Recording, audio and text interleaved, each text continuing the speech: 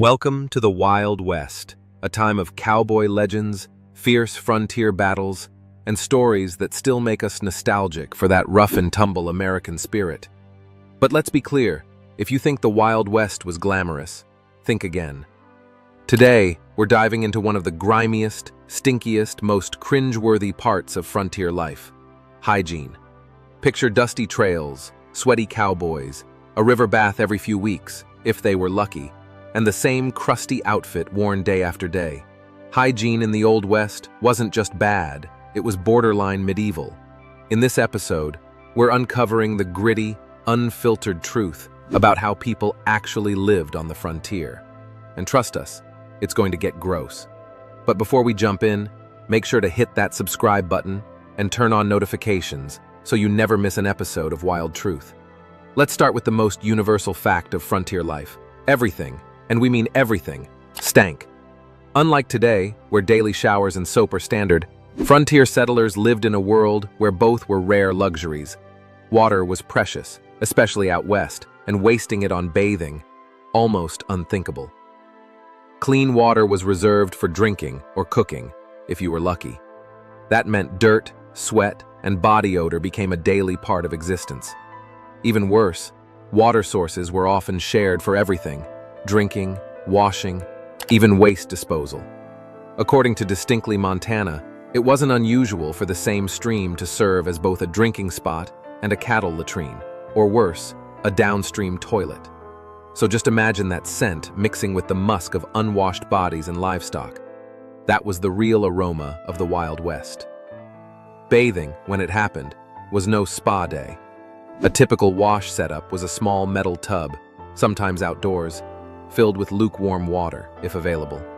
In many families, the tub was filled once a week, and everyone took turns using the same water. The cleanest person went first. The last? Well, they were basically bathing in everyone else's grime. Some towns did have bathhouses, especially during the gold rush era, where prospectors with gold dust in their pockets paid for a bit of luxury. But for the average cowboy or settler, a proper wash might only happen every few weeks or months. Dirt, dust, and dried sweat weren't just accepted, they were a way of life. And while frontier folks didn't follow our modern standards of hygiene, they were definitely aware of the stink, and they tried to do something about it. To freshen up, many turned to natural remedies. Herbs like sage, lavender, or mint were stuffed into clothing or bedding to help mask body odor. Tobacco smoke, oddly enough, was also a go-to. People believed it helped purify the air, though in reality, it just added another layer to the pungent perfume of the frontier. A mix of sweat, livestock, and stale smoke. Now, let's talk about the facilities, or lack thereof. Modern plumbing? Not even close. The go-to toilet of the day was the outhouse, a rickety wooden shack placed far from the main house to keep the stench at a distance. Inside, you'd find a wooden bench with a hole, leading straight down into a hand-dug pit. Once that pit filled up, you either dug it out by hand, worst job ever, or dragged the whole outhouse to a new spot. In towns, it got even worse. Public outhouses were often used by dozens, sometimes hundreds, of people, turning them into breeding grounds for bacteria and disease. And the flies? Absolutely everywhere. These buzzing pests weren't just annoying, they helped spread illness. If you've ever been camping and had to use a pit toilet, imagine doing that without maintenance, without hand sanitizer, and without any real toilet paper. Speaking of toilet paper, it wasn't widely available until the late 1800s. Before that, people made do with whatever was around: corn cobs, grass, leaves, even pages from the Sears Roebuck catalog. Let's just say it wasn't exactly a soft, quilted experience. And now comes the real horror: dental hygiene. With little access to trained dentists, the Wild West was a nightmare for teeth. Sugar had become more common in frontier treats like pies and candies. But without brushing or flossing, sugar wreaked havoc. Cavities, infections, and rotting teeth were everywhere. So what did they do? Simple, they yanked them out. Most dental work wasn't done by dentists at all.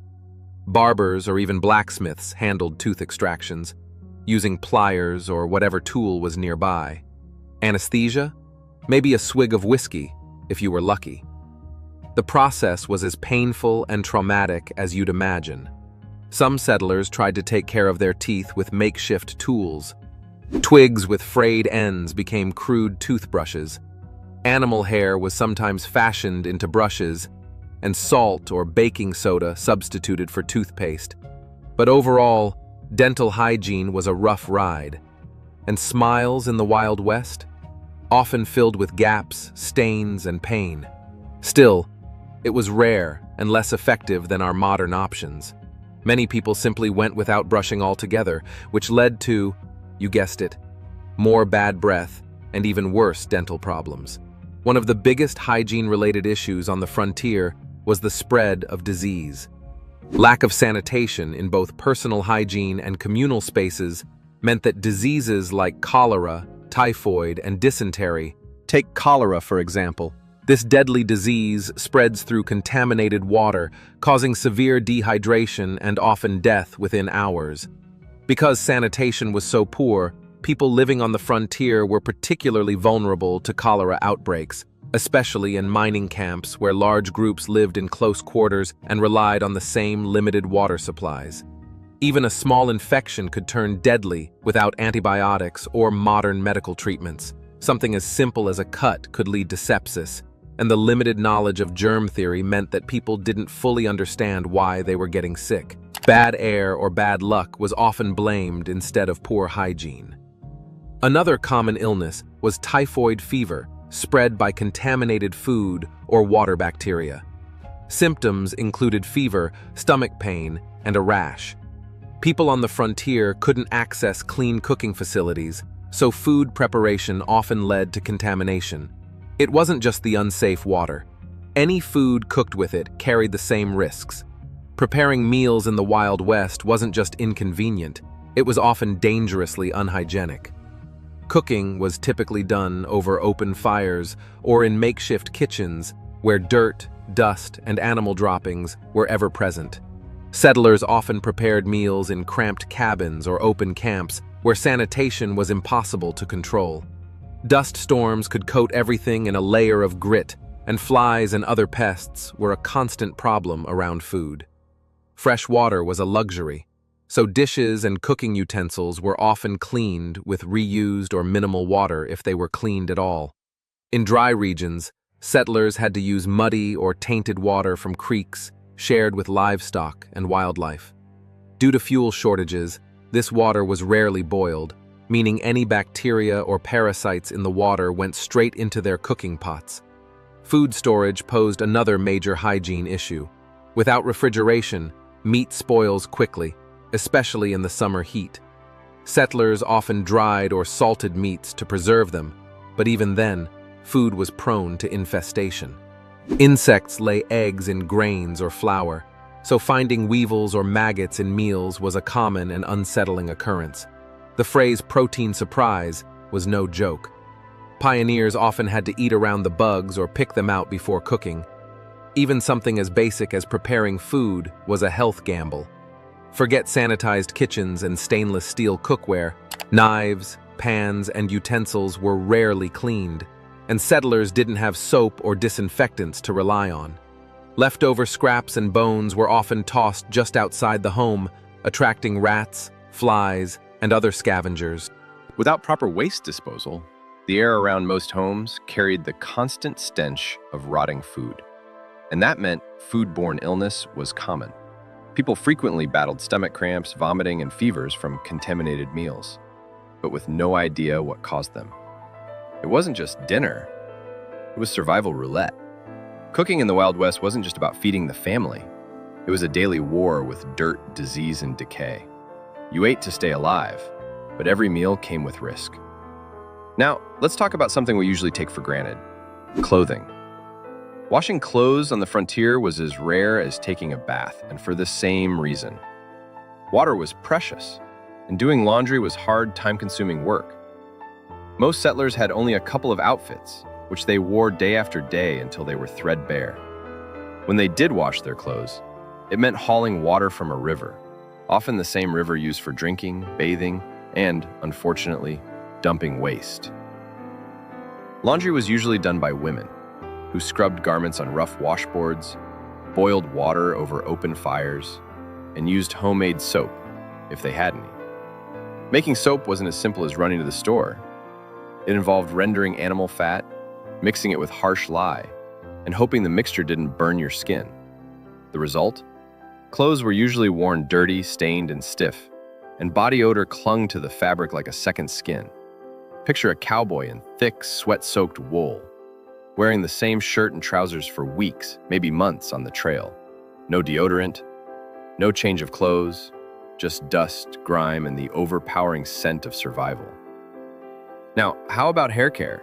Forget salons and shampoo. Out on the frontier, keeping your hair clean was a luxury few could afford.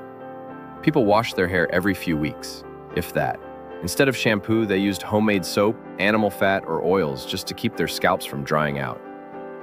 Hair often became tangled, greasy, and filled with dust, sweat, and lice. That's right, lice were everywhere. With families living in tight cabins and bunkhouses, infestations spread fast. And without modern treatments, people turned to extreme measures. Kerosene rubs, vinegar soaks, or just shaving their heads. And skincare? Let's just say it was not a priority. Settlers lived under the blistering sun and dry winds and cold nights. Skin became cracked, sunburned, and prematurely aged. Some used animal fat or homemade ointments to moisturize, but those were smelly, greasy, and hard to come by. In short, the Old West wasn't just rough. It was rough on your body, inside and out. If you worked outside in the blazing sun, like cowboys, farmers, or ranch hands, your skin paid the price.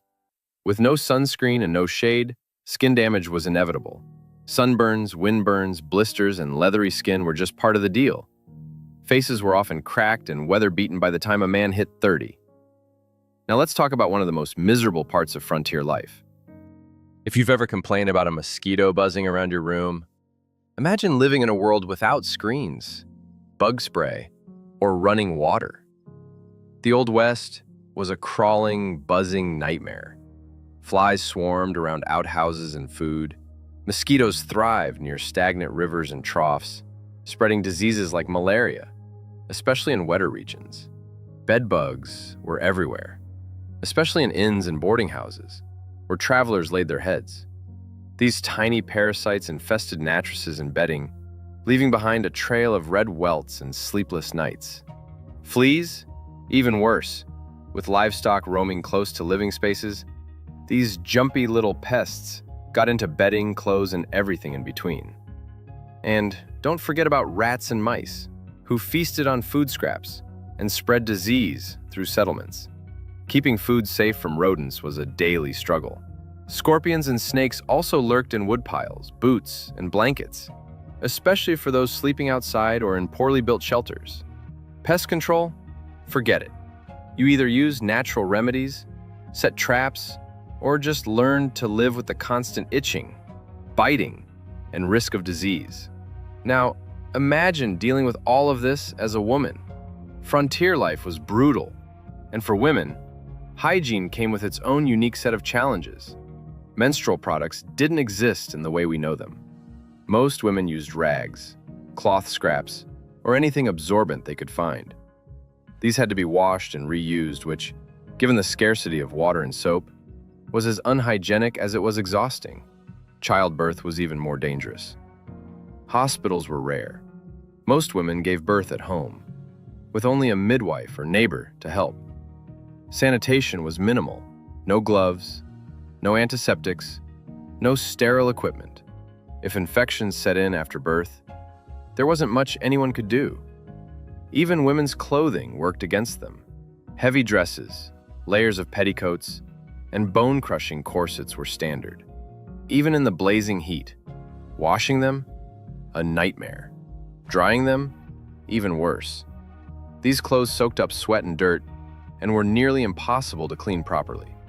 To mask the odor, women, like men, used herbs, oils, or even tobacco smoke to cover the stench.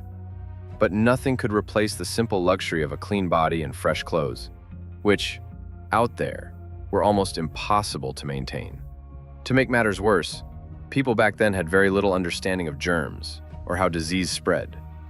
The science of hygiene and medicine was in its infancy.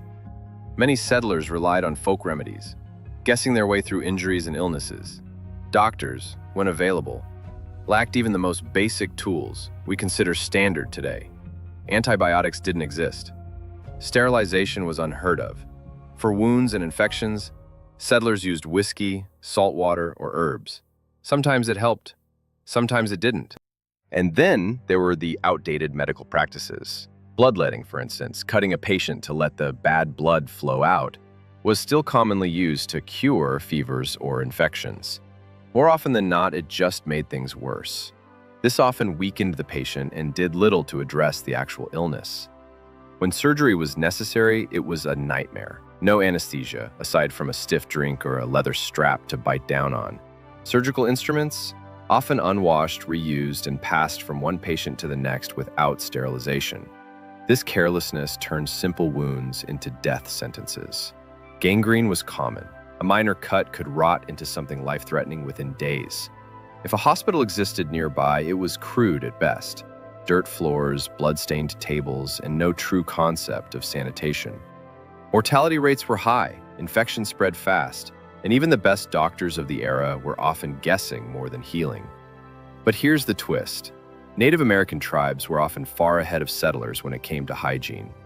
Many tribes used natural scrubbing tools, like sand or plant fibers, to cleanse their skin. They had herbal remedies for wounds and sickness, and their spiritual practices often tied directly into personal hygiene. Sweat lodges, for example, weren't just spiritual retreats.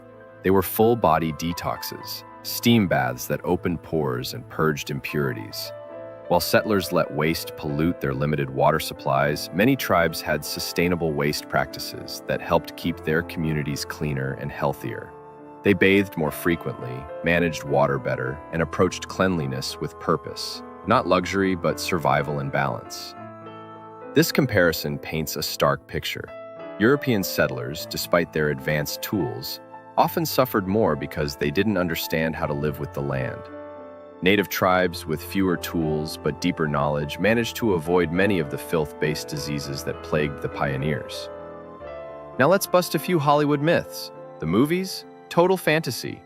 Cowboys weren't shiny, sharp-jawed icons with perfect teeth and flowing hair. After weeks on dusty trails, they were crusted in sweat, coated in dust, and smelled like a mix of old leather, horse, and campfire. Their clothes were stiff with grime, and their beards looked like tumbleweeds. And saloon girls? Not exactly perfume and petticoats. These women faced the same hygiene challenges as the men. Bathing was rare, clothing was recycled endlessly, and perfume, when they had it, was often used to mask odor, not enhance allure. Glamorous? Hardly. Tough? Yes. Resilient? Absolutely. But clean and polished? Not by a long shot. Even gamblers and gunslingers, the slick, sharp-dressed icons of every Western film, were far from clean. Sweat-soaked shirts, dust-covered boots, and tobacco-stained fingers were the norm. They'd walk into a saloon smelling more like a barn. The Wild West wasn't just dusty. It was downright filthy. The legends we celebrate today, the rugged cowboys, fearless outlaws, tough-as-nails frontierswomen, they weren't riding through pristine landscapes with crisp clothes and windswept hair. They were layered in sweat, dust, grime, and weeks of unwashed effort. The truth is, the Old West stank, literally and metaphorically. Hygiene in the Wild West was a constant uphill battle. There were no showers, no flush toilets, no deodorant, no fresh towels waiting at the end of a long day. Bathing, when it happened, was usually in polluted streams, reused bathwater, or rusty tin tubs filled just once a week, if that. Soap was homemade, harsh, and scarce. Laundry was a luxury, not a habit. And don't even get us started on dental care. One infected tooth could mean days of agony, ending in an alcohol-soaked extraction with pliers in the back of a saloon. Diseases spread like wildfire. With limited understanding of germs and infection, something as simple as a cut could become a death sentence. And there you have it.